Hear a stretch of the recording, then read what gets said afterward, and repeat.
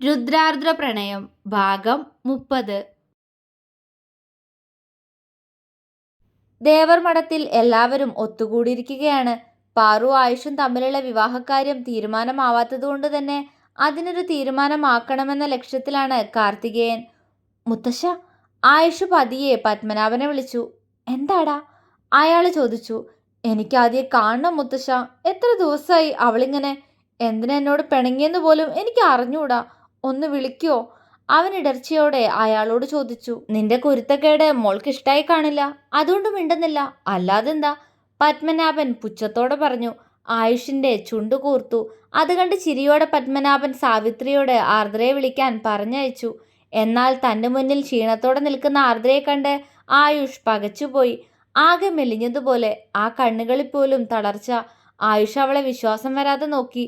അവളുടെ കണ്ണുകളും അവനിലേക്ക് നീളവേ അവൻ അസ്വസ്ഥതയോടെ അവളിൽ നിന്നും മുഖം തിരിച്ചു. വെയ്യ അവളിങ്ങനെ കാണാൻ. എന്തു പറ്റിയാവോ? അവന്റെ കണ്ണുകൾ കലങ്ങി. തന്റെ വയറ്റിൽ അവന്റെ കുഞ്ഞുണ്ടെന്ന് ആയുഷിനെ അറിയിക്കാൻ കഴിയാതെ ആർദ്ര അവനെ വിഷമത്തോടെ നോക്കിക്കൊണ്ട് അകത്തേക്ക് തന്നെ കയറിപ്പോയി. അവളെ തന്നെ നോക്കിയിരിക്കവേ അവന്റെ കണ്ണുകൾ വീണ്ടും കലങ്ങി. അവന്റെ മനസ്സ് മനസ്സിലാക്കിയ പോലെ പത്മനാഭൻ അവന്റെ തോളിൽ കൈയമർത്തി. അവൻ അയാളെ കണ്ണു നിറച്ചുകൊണ്ട് നോക്കി. അവൾക്ക് എന്തോ സങ്കടമുണ്ട് മുത്തശ്ശ. ആ മുഖം കണ്ടില്ലേ, ആകൊരു ക്ഷീണം. അവൻ ഇടർച്ചയോടെ പറഞ്ഞു. ആയുഷ് പതുക്കെ, ആദ്യം നമുക്ക് പാറുവിന്റെ കാര്യം എല്ലാവരോടും പറയാം, അതിനുശേഷം നമുക്ക് മോളോട് സംസാരിക്കാം. പത്മനാഭൻ അവന് മാത്രം കേൾക്കാൻ പാകത്തിന് പറഞ്ഞു. ആയുഷ് സമ്മതം പോലെ തലയാട്ടി തൂണിൽ ചാരി നിൽക്കുന്ന പാറുവിനെ നോക്കി. അവളുടെ മുഖത്ത് ടെൻഷനാണ്. അതെടുത്ത് അറിയിക്കുന്നത് പോലെ കൈകൾ തമ്മിൽ കോർക്കുകയും അഴിക്കുകയും ചെയ്യുന്നുണ്ട്. മുത്തശ്ശൻ പറഞ്ഞു കൊടുത്ത പ്ലാൻ എന്താണെന്ന് അറിഞ്ഞപ്പോൾ മുതലുള്ള ടെൻഷനാണ് അവൾക്കിതെന്ന് ആയുഷ് ഓർത്തു. മോനെ ആയുഷ്. അപ്പോഴേക്കും കാർത്തികേയന്റെ ഗാംഭീര്യം നിറഞ്ഞ ശബ്ദം അവിടെ ഉയർന്നു. എല്ലാവരും അയാളെ തന്നെ ഉറ്റുനോക്കി. അതുമോനെ, നീയും പാറുവും തമ്മിലുള്ള വിവാഹത്തെക്കുറിച്ച് ഞാൻ മുന്നേ തന്നെ പറഞ്ഞിരുന്നല്ലോ. അതില് നിന്റെ തീരുമാനം എന്താ? ഞങ്ങളുടെ കുട്ടിയെ വിവാഹം കഴിക്കാൻ നിനക്ക് സമ്മതക്കുറവൊന്നുമില്ല എന്ന് കരുതിക്കോട്ടെ, കാർത്തികേയൻ ചോദിച്ചു. അത് പിന്നെ ആയുഷിന് പത്മനാഭൻ പറഞ്ഞ കാര്യം അയാളോട് അങ്ങോട്ട് പറയാൻ എന്തോ വല്ലായ്മ തോന്നി. കള്ളാണ്, അതും പീലിയെക്കുറിച്ച് ഇങ്ങനെ ഒന്ന്. അവന് വിഷമം തോന്നുന്നുണ്ടായിരുന്നു. അവൻ പാറുവിനെ നോക്കി. തല താഴ്ത്തി നിൽക്കുകയാണ് അവൾ. അവനൊന്ന് നിശ്വസിച്ചുകൊണ്ട് കാർത്തികേയന്റെ മുന്നിലായി വന്നു നിന്നു. എനിക്കൊരു ഇഷ്ടമുണ്ട്, എൻ്റെ പ്രണയം. അതുപോലെ തന്നെ പീലി ഗർഭിണിയാ. അവൾക്കുള്ളിൽ ഒരു ജീവൻ തുടിക്കുന്നുണ്ട്. എല്ലാരും ചേർന്ന് ഞങ്ങളുടെ വിവാഹം നടത്തി തരണം. ഇടർന്ന സ്വരത്തിലുള്ള ആയുഷിന്റെ വാക്കുകൾ അവിടെ ഒരു പ്രകമ്പനം സൃഷ്ടിച്ചു. എല്ലാവരും അവനെ ഞെട്ടലോടെ നോക്കി. എന്താ? കാർത്തികേയൻ കസേരയിൽ നിന്നും പകപ്പോടെ എഴുന്നേറ്റ് നിന്നുകൊണ്ട് ചോദിച്ചു. അപ്പോഴേക്കും ആരെയും തലയുയർത്തി നോക്കാനാകാത്ത വിധം ആയുഷിന്റെ തല താണുപോയിരുന്നു. എന്തോ സങ്കടം. അനിയത്തിയാണ്, അവളെക്കുറിച്ചാ ഇങ്ങനെയൊക്കെ. ഞങ്ങളുടെ ഇഷ്ടങ്ങൾ നേടിയെടുക്കാൻ വേണ്ടിയാ. പക്ഷേ ആയുഷിന്റെ കണ്ണുകൾ നിറഞ്ഞു. പക്ഷെ അതേ നിമിഷം പാറുവിന്റെ ചുണ്ടിൽ വിജയച്ചിരി വിരിഞ്ഞു.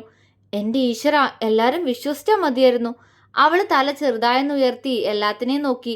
എല്ലാവരും തന്നെയും ആയുഷേട്ടനെയും പകപ്പോടെ നോക്കുന്നുണ്ട്. ഇതെന്താ ഇങ്ങനെ? എന്നോട് ചോദിക്കും മുത്തശ്ശ, ബാക്കി ഞാൻ പറയാ, അവൾ സ്വയം പറഞ്ഞു. ആയുഷ് പത്മനാഭനെ നോക്കി. അയാളുടെ മുഖം മെലിഞ്ഞു മുറുകിയിരുന്നു. അവൻ അയാളെ ദയനീയമായി നോക്കി. മുത്തശ്ശൻ എന്താ എന്നെ ഇങ്ങനെ നോക്കുന്നേ? അവന് സംശയം തോന്നി. കേട്ട വാർത്തയിൽ അയാൾ പോലും അത്രത്തോളം നടുങ്ങിപ്പോയിരുന്നു. പത്മനാഭൻ ആയുഷിന്റെ അടുത്തേക്ക് വന്നു. അവൻ അയാളെ എന്തായെന്ന പോലെ നോക്കി. ദേ, കൊച്ചുമോനാണെന്ന് ഞാൻ നോക്കില്ല, ഒന്നങ്ങോട്ട് വെച്ച് തന്നാലുണ്ടല്ലോ. അയാൾ പല്ല് കടിച്ചു. ആയുഷ് എന്താ എന്ന പോലെ അയാളെ നോക്കി. എടാ പൊട്ട, നീയിപ്പോ എന്താ പറഞ്ഞേ? പീലി ഗർഭിണിയാണ്, നിങ്ങളുടെ വിവാഹം നടത്തി തരണമെന്നോ? നീ അവളെയാണ് അപ്പൊ കെട്ടാൻ പോകുന്നേ? അയാൾ പല്ല് കടിച്ചു.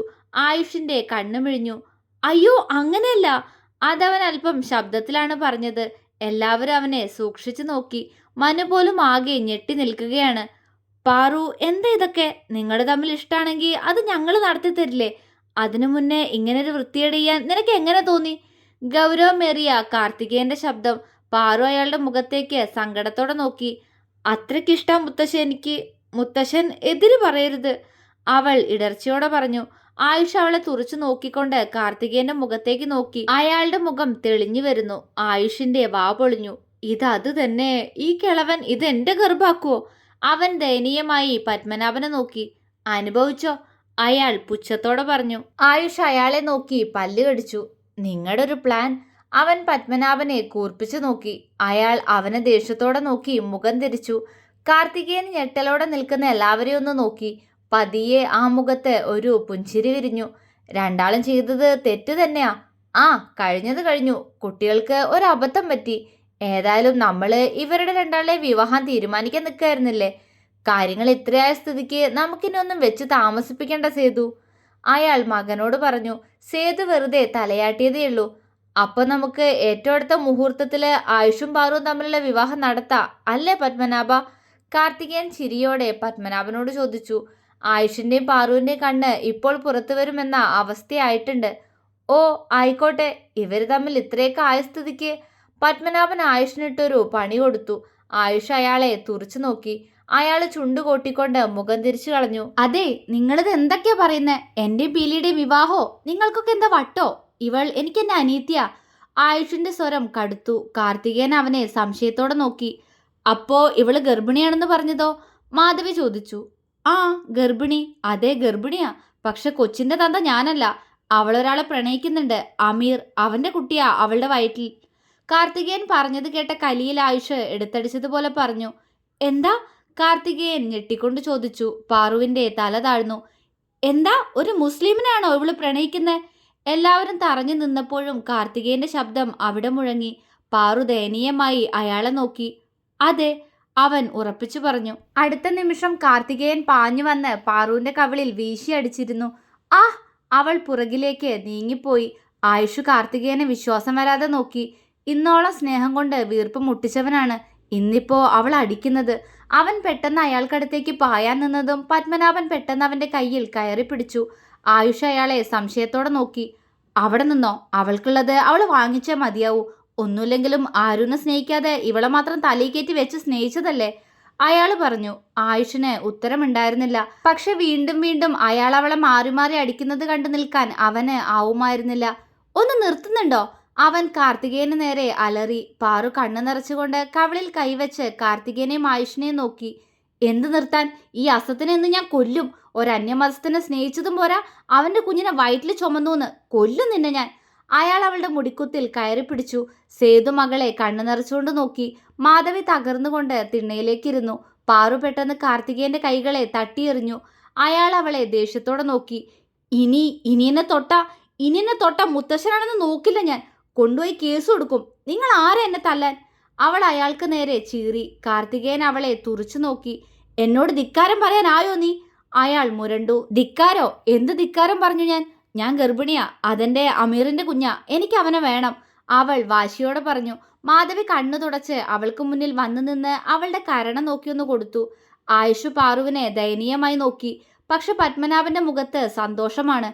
എല്ലാരും കൂടി തലയിൽ കയറ്റി വെച്ചതല്ലേ, കിട്ടട്ടെ. പാവ ആരുപ്പെണ്ണിനെ എന്തോരം വിഷമിപ്പിച്ചവനാ കാർത്തികേയൻ. എന്നിട്ട് അയാൾക്ക് ഇങ്ങനെ ഒരു അടി കിട്ടിയല്ലോ. അയാളിൽ വിജയച്ചിരി വിരിഞ്ഞു. കുടുംബത്തിന്റെ മാനം കെടുത്തിയല്ലോടി നീ. മാധവി അവളെ കരഞ്ഞുകൊണ്ട് തലങ്ങും വിലങ്ങും അടിച്ചു. എനിക്കവനെ അത്രയ്ക്കിഷ്ട അമ്മ, അവൾ കരഞ്ഞുകൊണ്ട് പറഞ്ഞു. മാധവി കണ്ണു നിറച്ച് അവളെ നോക്കി. അതെ, എല്ലാരും ഒന്ന് നിർത്തുന്നുണ്ടോ? മൗനം പാലിച്ചു നിന്ന മനുവാണ് അത് പറഞ്ഞത്. എല്ലാവരുടെയും ശ്രദ്ധ അവനിലേക്ക് പോയി. പാറു ഒരാളെ സ്നേഹിച്ചു. അവൾ അയാളെ വിവാഹം കഴിക്കാൻ ആഗ്രഹിക്കുന്നു. അതിന് ജാതി മതമൊക്കെ നോക്കേണ്ട കാര്യം എന്താ? പോരാത്തതിന് അവള് ഗർഭിണി. അവനിവളെ കൈയൊഴിഞ്ഞിട്ടൊന്നുമില്ലല്ലോ. അതുകൊണ്ട് നമുക്ക് ഈ വിവാഹം നടത്തി കൊടുക്കാം മുത്തശ്ശ. മനു തികഞ്ഞ ഗൗരവത്തോടെ അയാളോട് പറഞ്ഞു. നടക്കില്ല, ഒരു അന്യമതസ്ഥൻ. ഛേ, കാർത്തികേയൻ വെറുപ്പോടെ പറഞ്ഞു. അന്ന് ആദ്യ ബെന്നിയോടൊന്ന് സംസാരിച്ചതിന് നിങ്ങൾ ഇതേ ഡയലോഗ് പറഞ്ഞ് അവളെ അപമാനിച്ചതല്ലേ മുത്തശ്ശ? എന്നിട്ടിപ്പോ പീലിയുടെ കാര്യം വന്നപ്പോ എന്തേ, തകർന്നു പോയോ? പറയ്, അഴിഞ്ഞാടാൻ പറ്റില്ല എന്ന് പറയേ. ആയിഷ അയാളോട് പുച്ഛത്തോടെ പറഞ്ഞു. പാറു അവന്റെ മുഖത്തേക്ക് നോക്കി. ഇല്ല, അവന്റെ മുഖത്ത് ദേഷ്യം മാത്രമാണ്. കാർത്തികേയന് മറുപടി ഉണ്ടായിരുന്നില്ല. തോൽപ്പിച്ചിരിക്കുന്നു, അതും ഞാൻ മറ്റാരെക്കാളും സ്നേഹിച്ച ഇവള് തന്നെ. അയാള് തളർച്ചയോടെ കസേരയിലേക്ക് ഇരുന്നു. മനു ആയുഷും അയാളെ പുച്ഛത്തോടെ നോക്കി. എല്ലാരും കേൾക്കാൻ വേണ്ടി പറയാ, ഞാൻ സ്നേഹിക്കുന്ന പെൺകുട്ടി അതെന്റെ ആദിയാ. അവൾക്കും എന്നെ ഇഷ്ടാ. അതുകൊണ്ട് അവൾ എനിക്ക് വേണം. ഇനി അതിന് എതിര് നിൽക്കാൻ ആർക്കെങ്കിലും ഭാവമുണ്ടെങ്കിൽ അതിപ്പോഴേ നിർത്തിക്കോ. ആയുഷിന്റെ ശബ്ദമുയർന്നു. എല്ലാവരും അവനെ ഞെട്ടലോടെ നോക്കി. മനുവിന്റെ ചുണ്ടിൽ പുഞ്ചിരി വിരിഞ്ഞു. പത്മനാഭൻ ചിരിയോടെ കാർത്തികേയനെ നോക്കി. പക്ഷെ കാർത്തികേയൻ പൂർണ്ണമായും തകർന്നു പോയിരുന്നു. ഇനിയൊന്നും കേൾക്കാൻ കഴിയില്ല എന്ന പോലെ അയാൾ കസേരയിലേക്ക് ചാരിയിരുന്ന് കണ്ണുകൾ അടച്ചു. അയാളുടെ കണ്ണുകൾ നിറഞ്ഞുപോയി. പക്ഷെ അതേസമയം പാറു ഗർഭിണിയാണ്, തങ്ങളുടെ വിവാഹം നടത്തിത്തരണമെന്ന് ആയുഷ് പറഞ്ഞതു മാത്രം കേട്ട ആർദ്ര റൂമിൽ ചെവി പൊത്തിപ്പിടിച്ച് കരഞ്ഞുപോയിരുന്നു തകർച്ചയോടെ. തുടരും.